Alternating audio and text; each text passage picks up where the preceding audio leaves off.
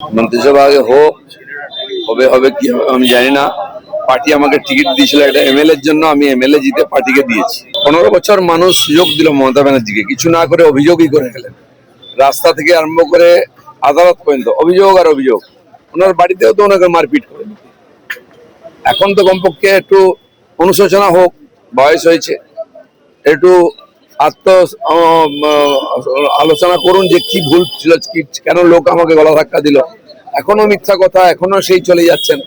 বয়স হলে মানুষের বুদ্ধি হয়, সেটা হলো না ওনার, তার পরিণাম এটা। আমি কাউকেই শুভেচ্ছা জানাতে পারিনি। কালকে 11:30টায় আমাকে রাত্রে সার্টিফিকেট দেওয়া হয়েছে। এই করতে করতে 12টা বেজে গেছে। আমার ফোন বন্ধ ছিল, যোগাযোগ করতে পারিনি। কি ঘটেছে এখনো জানি না। ঘুমিয়েছিলাম, সকালে বেরিয়েছি। আপনাদের সঙ্গে দেখা, আপনাদেরকে প্রথম শুভেচ্ছা জানিয়ে দিচ্ছি। কালকে বিনা কারণে টিএমসি কমপ্লেন করে, ঝামেলা করে আর আমাদেরকে দেরি করিয়েছে। যারা ময়দানে জিততে পারে না, মানুষের ভোটে জিততে পারে না, তারা কাউন্টিকে জেতার চেষ্টা করছে। মমতা ব্যানার্জি এই অপসংস্কৃতিকে মানুষ ভালো করে ধুইয়েছে। পশ্চিমবাংলার প্রত্যেকটি বিজেপি কর্মী, প্রদেশ অধ্যক্ষ থেকে বুথের কর্মী, কেন্দ্রের মাননীয় মোদী সহ সমস্ত নেতৃত্ব, তাদের কাছে চ্যালেঞ্জ ছিল বাংলার পরিবর্তন করা।